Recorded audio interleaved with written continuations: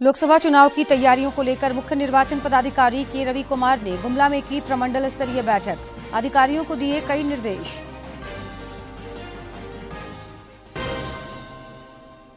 गांडी विधानसभा उपचुनाव को लेकर भाजपा के बूथ स्तरीय सम्मेलन में बाबूलाल मरांडी, अन्नपूर्णा देवी और दीपक प्रकाश हुए शामिल। झामुमो की ओर से कल्पना सोरेन ने संभाली कमान। ईडी ने आज तुपुदाना ओपी प्रभारी मीरा सिंह और कांग्रेस नेता लाल मोहित शाहदेव के कई ठिकानों पर की छापेमारी। तुपुदाना ओपी से कई महत्वपूर्ण दस्तावेज बरामद होने की खबर। और जूनियर महिला हॉकी के राष्ट्रीय कैंप के लिए राज्य की 6 खिलाड़ियों को बुलावा। नीरू कुल्लू, रजनी करकेट्टा, बिनी माधान, निराली कुजूर, निशा मिंज और संजना होरो चैनी।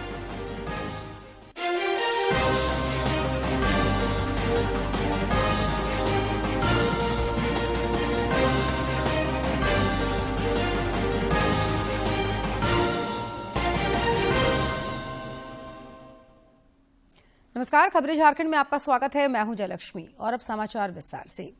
लोकसभा चुनाव के पहले चरण के लिए नामांकन की प्रक्रिया जारी है। इस चरण में 21 राज्यों के 102 सीटों पर 19 अप्रैल को मतदान होगा। इन सीटों पर उम्मीदवार 27 मार्च तक नामांकन पत्र दाखिल कर सकेंगे। लोकसभा चुनाव के पहले चरण की नामांकन प्रक्रिया चल रही है। इस चरण में 21 राज्यों की 102 सीटों पर 19 अप्रैल को मतदान होगा। इन सीटों पर उम्मीदवार 27 मार्च तक नामांकन पत्र दाखिल कर सकेंगे। नामांकन पत्रों की जांच 28 मार्च को होगी और 30 मार्च तक नाम वापस लिए जा सकेंगे। बिहार में होली के चलते नामांकन पत्र 28 मार्च तक दाखिल किए जा सकेंगे। पहले चरण में सबसे ज्यादा तमिलनाडु की 39 सीटों पर चुनाव होगा। इसके साथ राजस्थान की 12, उत्तर प्रदेश की 8, मध्य प्रदेश की 6, असम, उत्तराखंड और महाराष्ट्र की 5, बिहार की 4, पश्चिम बंगाल की 3, अरुणाचल प्रदेश, मणिपुर और मेघालय की 2, मिजोरम, नागालैंड, अंडमान निकोबार, जम्मू कश्मीर, लक्षद्वीप, पुडुचेरी, सिक्किम, छत्तीसगढ़ और त्रिपुरा की 1-1 सीट पर होगा मतदान। लोकसभा चुनाव की तैयारियों को लेकर झारखंड के मुख्य निर्वाचन पदाधिकारी के रवि कुमार लगातार बैठकें कर रहे हैं। चाईबासा में कोल्हान प्रमंडल की बैठक के बाद आज गुमला में उन्होंने प्रमंडल स्तरीय बैठक की। इस दौरान गुमला समेत कई जिलों के पुलिस और प्रशासनिक अधिकारी मौजूद थे। मौके पर मुख्य निर्वाचन पदाधिकारी ने तैयारियों की समीक्षा की और अधिकारियों को कई दिशा निर्देश भी दिए। वो रिव्यू की गई थी, वो सिक्योरिटी प्रिपेयर्डनेस का रिव्यू की गई थी। साथ साथ में अगर इलेक्शन का प्रिपेयर्डनेस है, ये मतलब आपका बूथ साक्षरता, वो अवेयरनेस ग्रुप का है, बाल में सबका वो समीक्षा की गई थी। मोटामोटी जिला अपने तैयार कर रहे हैं, उसे आने वाले समय में देख लेंगे। फिर भी एक तो शांतिपूर्ण मतदान करने के लिए कितना व्यवस्था है, वो सब कुछ सभी एसपीडीसी मिलकर कर रहा है। सब पूरे झारखंड के अनुसार कितना अभी कार्रवाई करना चाहिए, तो वो सब कुछ कर रहा है। उत्तरी छोटानागपुर प्रक्षेत्र के पुलिस महानिरीक्षक डॉक्टर माइकल राज एस ने आज बोकारो में लोकसभा चुनाव की तैयारियों की प्रगति की समीक्षा की। इस दौरान उन्होंने स्वतंत्र, निष्पक्ष और शांतिपूर्ण माहौल में चुनाव संपन्न कराने को लेकर अधिकारियों को टिप्स दिए। इस दौरान उपायुक्त सह जिला निर्वाचन पदाधिकारी विजया जाधव ने अब तक की तैयारियों की जानकारी दी। आईजी ने कहा कि सभी अधिकारी निर्वाचन बुकलेट का अच्छी तरह से अध्ययन करें। उन्होंने सूचना तंत्र को मजबूत एवं सक्रिय करने और सभी एहतियातन कार्रवाई सुनिश्चित करने का भी निर्देश दिया। मौके पर उत्तरी छोटानागपुर प्रक्षेत्र के पुलिस उप महानिरीक्षक एसके झा समेत जिले के तमाम वरीय पदाधिकारी मौजूद थे।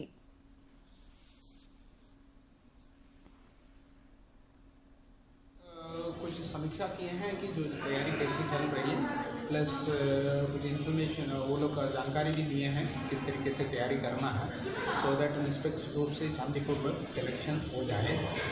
इस संबंध में दिशा निर्देश दिया गया है। लोकसभा चुनाव को लेकर मतदाताओं को भी लगातार जागरूक किया जा रहा है। इसी कड़ी में आज लोहरदगा के शहरी क्षेत्र में रैली का आयोजन कर मतदाताओं को जागरूक किया गया। भारत स्काउट और गाइड के बालक बालिकाओं के द्वारा जागरूकता रैली निकाली गई। जिले में 13 मई को मतदान होना है और इसे लेकर आगे भी इस तरह के कार्यक्रमों का आयोजन किया जाएगा।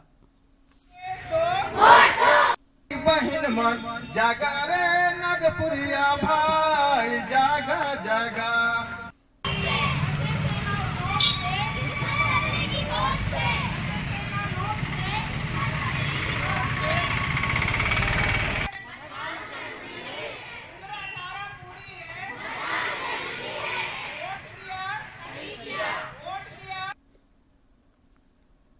कोडरमा के जिला निर्वाचन पदाधिकारी सह उपायुक्त मेघा भारद्वाज के निर्देश पर स्वीप कार्यक्रम के तहत वोटर अवेयरनेस को लेकर जिले के विभिन्न प्रखंडों में आज JSLPS की सखी मंडल द्वारा मतदाता जागरूकता रैली निकाली गई और मतदान करने की शपथ ली गई। लोकतांत्रिक परंपराओं की मर्यादा को बनाए रखेंगे तथा स्वतंत्र निष्पक्ष एवं शांतिपूर्ण खूंटी जिले में भी मतदाता जागरूकता के तहत ग्रामीण क्षेत्र की सखी मंडल की महिलाओं द्वारा रैली निकालकर मतदान के प्रति लोगों को जागरूक किया गया। साथ ही नैतिक मतदान के लिए शपथ भी ली गई। जाति, समुदाय, भाषा अथवा हजारीबाग में लोकसभा चुनाव के मद्देनजर वाहनों की आवश्यकता के संबंध में उत्तरी छोटानागपुर प्रमंडलीय आयुक्त सुमन कैथरीन किस्पोट्टा की अध्यक्षता में एक बैठक हुई। बैठक में उत्तरी छोटानागपुर प्रमंडल अंतर्गत आने वाले जिलों में मतदान के दिन आवागमन के लिए वाहनों की आवश्यकता एवं अन्य बिंदुओं पर विचार विमर्श किया गया। बैठक में रामगढ़, धनबाद, चतरा, गिरिडीह, हजारीबाग, कोडरमा एवं बोकारो के जिला परिवहन पदाधिकारियों ने अपने जिले के हालात से आयुक्त को अवगत कराया। सर्वोच्च न्यायालय ने चुनाव आयुक्तों की नियुक्ति संबंधी कानून पर रोक लगाने वाली याचिका खारिज कर दी। आज हुई सुनवाई में अदालत ने 2 नए चुनाव आयुक्तों की नियुक्ति में दखल देने से भी इनकार कर दिया। सुनवाई के दौरान सुप्रीम कोर्ट ने कहा कि कानून पर रोक से अव्यवस्था और अनिश्चितता बढ़ेगी। अदालत ने यह भी कहा कि नवनियुक्त चुनाव आयुक्तों पर कोई आरोप नहीं है। केंद्र सरकार की तरफ से सॉलिसिटर जनरल तुषार मेहता ने दलील रखी कि चुनाव आयुक्तों की नियुक्ति की प्रक्रिया फरवरी में कानून बनने के फौरन बाद शुरू हो गई थी। याचिकाकर्ताओं ने चुनाव आयुक्तों की नियुक्ति से जुड़े नए कानून को चुनौती दी है। इसके तहत प्रधानमंत्री, एक केंद्रीय मंत्री और लोकसभा में विपक्षी नेता पर आधारित 3 सदस्यीय पैनल चुनाव आयुक्त की नियुक्ति करता है। आपको ये भी बता दें कि अनूप चंद्र पांडे के 14 फरवरी को सेवानिवृत्त होने और 8 मार्च को अरुण गोयल के अचानक इस्तीफे के बाद निर्वाचन आयोग में 2 आयुक्तों के पद खाली हो गए थे।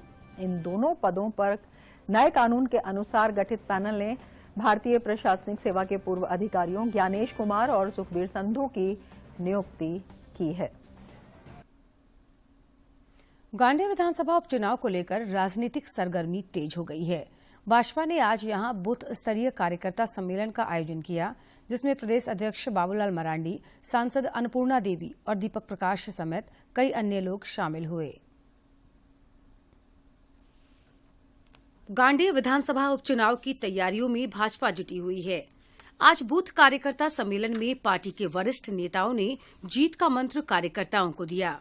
मौके पर प्रदेश अध्यक्ष बाबूलाल मरांडी ने कहा कि इस बार गांडे में सोरेन परिवार को एक बार फिर हराना है। इसलिए आप सब लोगों को मैं सचेत करने के लिए आया हूं, नहीं तो हमको जो भी थोड़ा बहुत बचा हुआ है वो भी खत्म हो जाएगा। गिरिडीह का बालू भी खत्म हो जाएगा, सब कुछ लूट लेंगे ये लोग। और इसलिए मैं आप सब लोगों से यही कहने के लिए आया हूं कि ये लोग सिर्फ लूटने के लिए लोग राजनीति करते हैं, और ऐसे लुटेरों से झारखंड को भी बचाना है, गिरिडीह को भी बचाना है, गांडे को भी बचाना है। हम सब लोगों का काम है कि घर घर जाकर के लोगों को निमंत्रण देना कि इस बार के चुनाव में फिर से मोदी सरकार और गांडे में भी फिर से बीजेपी को जिताना है। मौके पर कोडरमा सांसद अन्नपूर्णा देवी ने कहा कि केंद्र सरकार ने पिछले 10 वर्षों में विकास के अनगिनत कार्य किए हैं और जनता को यह बात हमें बतानी है। आज देश के यशस्वी प्रधानमंत्री आदरणीय नरेंद्र मोदी जी के नेतृत्व में लगातार भारत 10 वर्षों से विकास के राह पे विकसित भारत के संकल्प को सिद्धि तक पहुंचाने के लिए कृत संकल्पित है। इस दौरान भाजपा के पूर्व प्रदेश अध्यक्ष दीपक प्रकाश ने कहा कि कल्पना सोरेन बाहरी हैं और बाहरी व्यक्ति को गांडे में जगह नहीं देना है। ऐसा की है, आप अपने घर के लोगों को जनप्रतिनिधि बनाइएगा कि उड़ीसा के लोगों को बनाइएगा? अपने घर का बनाइएगा कि उड़ीसा के? और भारतीय जनता पार्टी स्थानीय लोगों को मान और सम्मान और स्वाभिमान बढ़ाने का काम करती है। बूथ स्तरीय इस कार्यक्रम की अध्यक्षता जिलाध्यक्ष महादेव दुबे ने की। गिरिडीह से रमेश प्रभाकर की रिपोर्ट। पूर्व मुख्यमंत्री हेमंत सोरेन की पत्नी कल्पना सोरेन ने कल गांडेय विधानसभा उपचुनाव को लेकर झामुमो कार्यकर्ताओं के साथ बैठक कर चुनाव की रणनीति बनाई और आज उन्होंने बेंगाबाद प्रखंड के कई गांवों का दौरा किया। इस दौरान उन्होंने भाजपा पर जमकर निशाना साधा। उन्होंने कहा कि वे महिलाओं से मिल रही हैं और उन्हें महिलाओं का पूरा समर्थन मिल रहा है। वे लोगों की समस्याओं से भी अवगत हो रही हैं।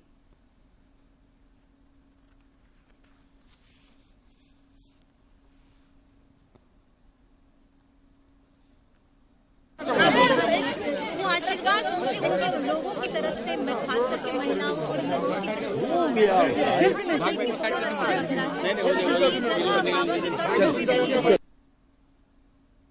लोकसभा चुनाव को लेकर धनबाद में प्रशासनिक सरगर्मी तेज हो गई है। यहां गिरिडीह, रांची और जमशेदपुर के साथ छठे चरण में 25 मई को वोट डाले जाएंगे। धनबाद संसदीय सीट झारखंड की प्रतिष्ठित सीटों में से एक है। धनबाद संसदीय सीट पर चुनाव के लिए 29 अप्रैल को अधिसूचना जारी होगी और नामांकन दाखिल करने की अंतिम तारीख 6 मई निर्धारित है। धनबाद में 25 मई को वोट डाले जाएंगे।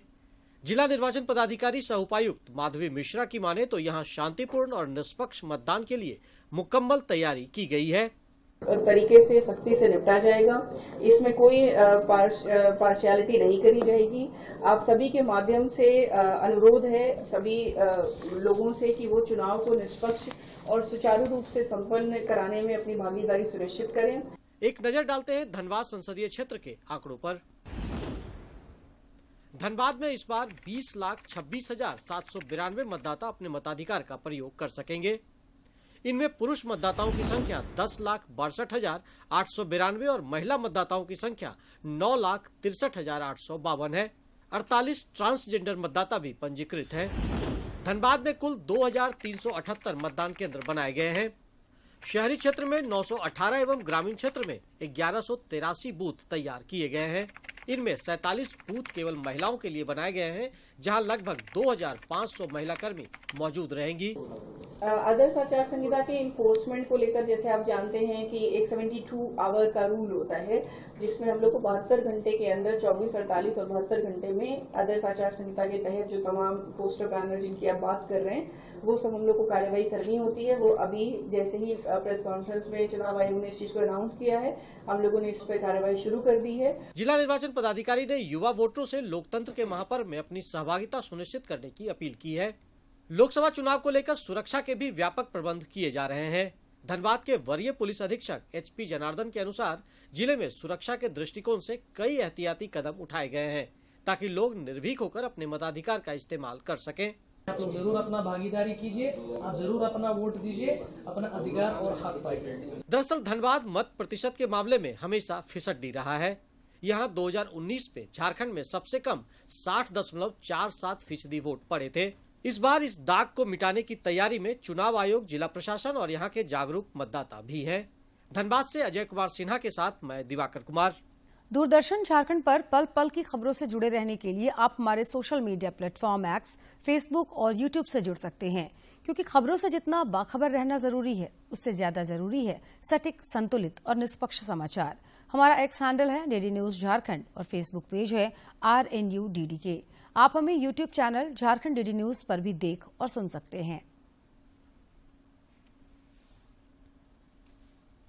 ईडी ने आज तुपुदाना के OP प्रभारी मीरा सिंह और कांग्रेस नेता लाल मोहित शाहदेव के ठिकानों पर छापेमारी की।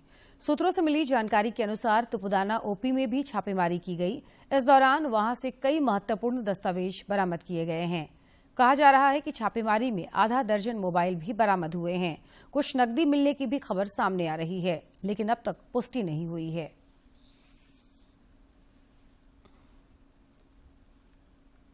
झारखंड हाईकोर्ट ने रांची पुलिस द्वारा ईडी अधिकारियों को 41A के तहत दिए गए नोटिस पर रोक लगा दी है।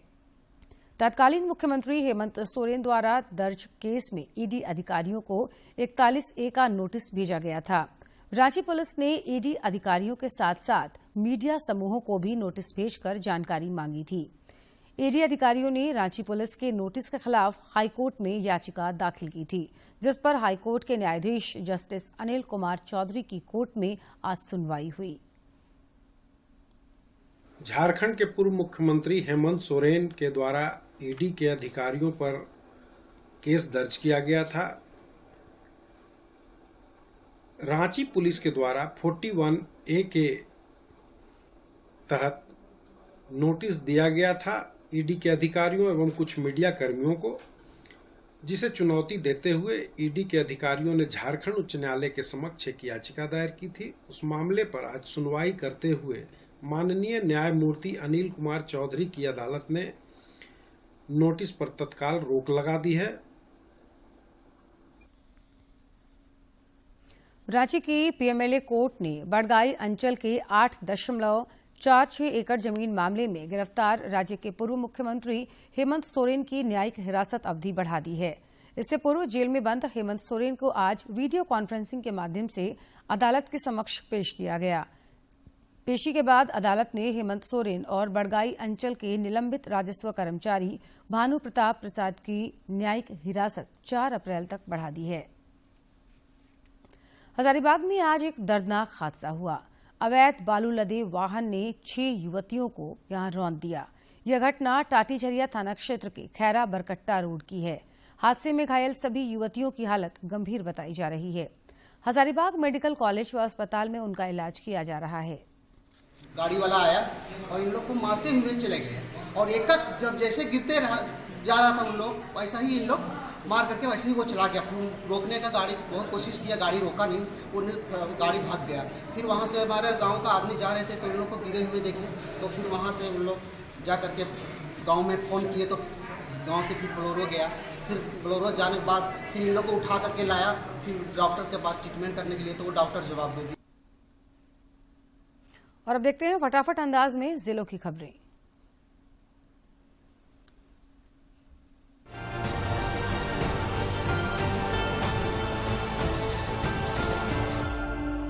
रांची के सदर थाना में जेपीएससी परीक्षा केंद्र में प्रश्न पत्र लीक मामले में हंगामा करने वाले 43 छात्र छात्राओं के विरुद्ध प्राथमिकी दर्ज हुई है। ये सभी विद्यार्थी हजारीबाग समेत अन्य दूसरे जिलों के रहने वाले हैं। भाजपा विधायक दल के नेता अमर बावरी ने विधानसभा अध्यक्ष को पत्र लिखकर विधायक जयप्रकाश भाई पटेल की विधानसभा की सदस्यता रद्द करने की मांग की है। उन्होंने कहा कि श्री पटेल संवैधानिक प्रावधानों का उल्लंघन करते हुए कांग्रेस में शामिल हो गए हैं, जो दल बदल कानून के दायरे में आता है। पूर्व सीएम हेमंत सोरेन की पत्नी कल्पना सोरेन के ट्वीट के बाद सीता सोरेन की बेटियों ने भी अपनी चाची कल्पना सोरेन के खिलाफ मोर्चा खोल दिया है। कल्पना सोरेन के ट्वीट पर रिप्लाई करते हुए राजश्री सोरेन ने लिखा है कि मेरे पिता ने झामुमो को मजबूत बनाने में अपना खून पसीना बहाया है। रांची विश्वविद्यालय के कुलपति प्रोफेसर अजीत कुमार सिन्हा की अध्यक्षता में सभी कॉलेजों के प्रिंसिपलों के साथ बैठक हुई। बैठक में कुलपति ने प्रिंसिपलों को कई निर्देश दिए और कहा कि मिड सेमेस्टर का मार्क्स सभी कॉलेज और विभाग बिल्कुल समय पर ऑनलाइन एंट्री करें, ताकि छात्रों को परीक्षा फॉर्म भरने और उनके रिजल्ट में कोई परेशानी न हो।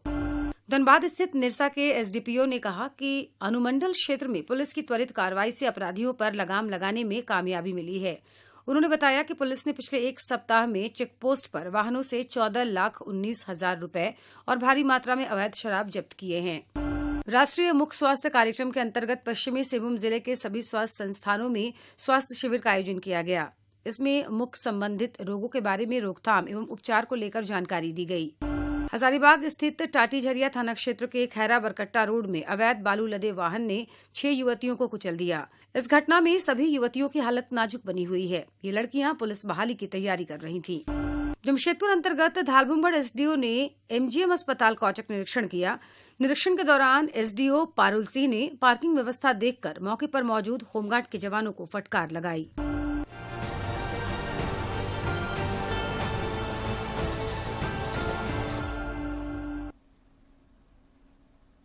झारखंड की 6 बेटियों का चयन जूनियर भारतीय महिला हॉकी टीम के राष्ट्रीय कैंप के लिए हुआ है। इसमें नीरू कुल्लू, रजनी करकट्टा, बिनी माधान, निराली कुजूर, संजना होरो और निशा मिंज शामिल हैं। ये खिलाड़ी 3 अप्रैल से 16 मई 2024 तक साइंस सेंटर बंगलुरु में आयोजित जूनियर भारतीय महिला हॉकी टीम के राष्ट्रीय कैंप में प्रशिक्षण लेंगी। झारखंड स्टेट एथलेटिक्स एसोसिएशन और देवघर जिला एथलेटिक्स एसोसिएशन के संयुक्त तत्वाधान में देवघर में 22 मार्च तक चलने वाली 17वीं राज्य स्तरीय जूनियर एथलेटिक्स में पलामू को 3 गोल्ड समेत 8 मेडल मिला है। अंडर 18 आयु वर्ग में आकांक्षा कुमारी, आर्या सिंह, शिवानी कुमारी और हेमंत कुमार ने पदक जीता है। वहीं अंडर 16 आयु वर्ग में संध्या कुमारी, सुहाना कुमारी और अंडर 14 में दीपक कुमार ने मेडल जीतकर जिले का नाम रोशन किया है। राज्य में मौसम की मिजाज आज भी बारिश जैसा ही रहा। आज भी कई जगहों पर मध्यम दर्जे की बारिश हुई है। रांची मौसम विज्ञान केंद्र ने कहा कि 22 मार्च से बारिश और तेज हवा की संभावना कम है। कल कुछ जगहों पर आंशिक बादल छाए रह सकते हैं। फिर 25 और 26 मार्च को मौसम का मिजाज बदलेगा और होली के दौरान धूप की आंख मिचौली जारी रहेगी। और अब एक नजर डालते हैं प्रमुख शहरों के आज के तापमान पर। राजधानी रांची का अधिकतम तापमान 23.6 और न्यूनतम 13.6 डिग्री सेल्सियस रिकॉर्ड किया गया। जमशेदपुर का अधिकतम तापमान 24.1 और न्यूनतम 14.6 तथा डाल्टनगंज का अधिकतम तापमान 27.8 और न्यूनतम तापमान 16.1 डिग्री सेल्सियस रिकॉर्ड किया गया। आज के दिन की ऐतिहासिक और महत्वपूर्ण घटनाओं पर एक नजर। 21 मार्च साल 1916 को उस्ताद बिस्मिल्लाह खां का जन्म बिहार के डुमराव में हुआ। ये हिंदुस्तान के प्रख्यात शहनाई वादक थे। इनके बचपन का नाम कमरुद्दीन था। करीब 70 सालों तक बिस्मिल्लाह साहब ने अपनी शहनाई के साथ संगीत की दुनिया पर राज किया। हालांकि इन्हें शहनाई वादन विरासत में मिला। इनके पिता पैगंबर बख्श खान और दादा रसूल बख्श भी शहनाई वादक थे। आजादी के दिन लाल किले से हो या फिर पहले गणतंत्र दिवस के मौके पर उन्होंने हर राष्ट्रीय व अंतर्राष्ट्रीय मंचों पर शहनाई की तान छेड़ी है। उस्ताद बिस्मिल्लाह खां को शहनाई का पर्याय भी कहा जाता है। इनके ही अथक प्रयासों से शहनाई को भारतीय संगीत के शास्त्रीय वाद्यों में एक नई पहचान मिली। दूरदर्शन और आकाशवाणी की सिग्नेचर ट्यून जो बरसों से हम सभी को विस्मित करती रही है, बिस्मिल्लाह खां की शहनाई की ही आवाज है। संगीत नाटक अकादमी और तानसेन पुरस्कारों से सम्मानित बिस्मिल्लाह खां को साल 1961 में पद्मश्री, साल 1968 में पद्म भूषण और साल 1980 में पद्म विभूषण से सम्मानित किया गया। साल 2001 में उन्हें भारत के सर्वोच्च नागरिक सम्मान भारत रत्न से नवाजा गया। उस्ताद बिस्मिल्लाह खां की शहनाई का जादू इस कदर था कि अमेरिका ने शहनाई की मिठास से अभिभूत होकर उनसे अमेरिका में ही रुकने का आग्रह किया। खां साहब ने जवाब दिया, जनाब रुक तो जाता, लेकिन अमेरिका में गंगा और काशी विश्वनाथ कहां से लाओगे। उम्र बढ़ने के साथ बीमारियां बढ़ने का खतरा भी बढ़ जाता है। ऐसे में लोगों को समय समय पर स्वास्थ्य संबंधी जांच जरूर करवानी चाहिए। हालांकि कुछ बीमारियां होने की संभावना कम उम्र में भी होती है। ऐसी ही एक बीमारी है प्रोस्टेटाइटिस। जानते हैं इसके बारे में। पुरुषों में प्रोस्टेट की समस्याएं आम है, जिसकी वजह से मूत्र संबंधित समस्याओं के लक्षण उत्पन्न होते हैं। प्रोस्टेट यानी गुदूद ग्रंथि पुरुषों के मूत्राशय के नीचे स्थित होती है, जो कई छोटी ग्रंथियों से मिलकर बनती है। गुदूद ग्रंथि यानी प्रोस्टेट, जिसे पौरुष ग्रंथि भी कहा जाता है, ये पुरुषों के प्रजनन तंत्र का अहम भाग होती है। ये एक द्रव का निर्माण करती है जो शुक्राणुओं को सुरक्षित रखने में सहायक होता है। प्रोस्टेट ग्लैंड यानी पौरुष ग्रंथि से जुड़ी कई समस्याएं हो सकती हैं। इस ग्रंथि में सामान्य बैक्टीरियल इन्फेक्शन से लेकर कैंसर जैसे गंभीर रोग हो सकते हैं।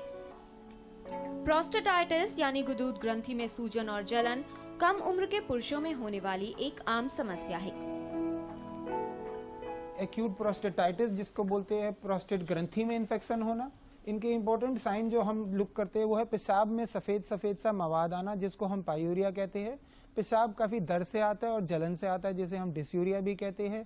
पेशाब बार बार आता है, फ्रीक्वेंसी के साथ आता है और कई बार अंत में उसमें 1-2 बूंद खून भी पाई जा सकती है, जिसको हम स्ट्रेंगुरी बोलते हैं। और ये सब लक्षण है जो पेशाब के इन्फेक्शन इंडिकेट करते हैं। इसके अलावा मरीज को बहुत बुखार हो सकता है, कमजोरी हो सकती है और खून की कमी अनीमिया भी कॉज कर सकता है। अगर ये इन्फेक्शन क्रॉनिक हो जाती है तो ये एक्यूट प्रोस्टेटाइटिस से क्रॉनिक प्रोस्टेटाइटिस भी बन जाता है। अंडकोश में सूजन भी आ सकती है, जिसको हम एपिडिडमोऑर्काइटिस बोलते हैं, और वहां तब मरीज अंडकोश की सूजन के साथ और दर्द के साथ आता है। और खबरों के अंत में एक नजर मुख्य समाचार पर।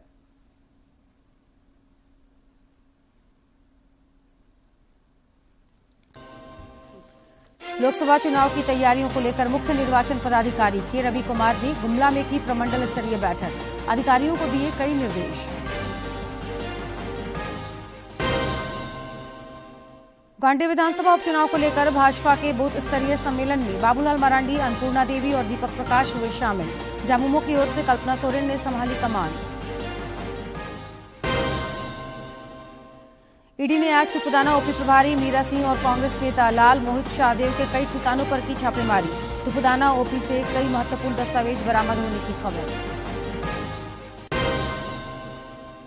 और जूनियर महिला हॉकी के राष्ट्रीय कैंप के लिए राज्य की 6 खिलाड़ियों को बुलावा। नीरू कुल्लू, रजनी करकेट्टा, बिनी माधान, निराली कुजूर, निशा मिंज और संजना होरो चैनी।